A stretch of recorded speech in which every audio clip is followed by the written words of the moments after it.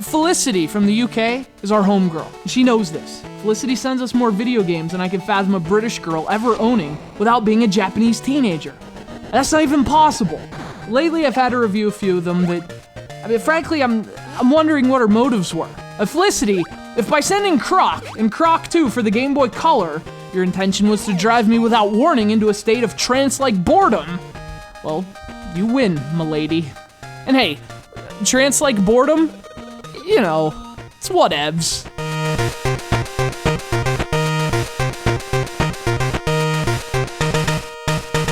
You have to hand it to Felicity, and you have to hand it to THQ. After the catastrophic failure that was Croc for the Game Boy Color, they could have given up.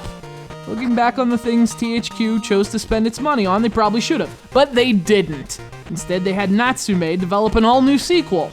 That's moxie. Unfortunately, it's also a bit croxy.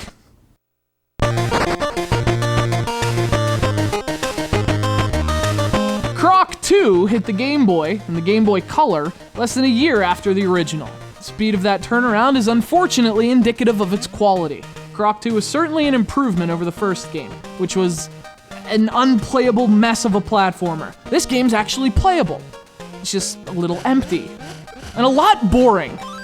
Breaking from its predecessor and its home console cousins, Croc 2 is actually not a platformer on the Game Boy. It's a kind of top-down adventure game, I guess. I mean, you're Croc, you've at least figured out gravity this time.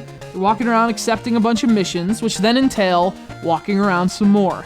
Sure, there's rudimentary puzzle solving and item collecting, but otherwise, wear comfortable shoes, because you're walking around. Thrilling stuff, right? Yeah, no, it's not.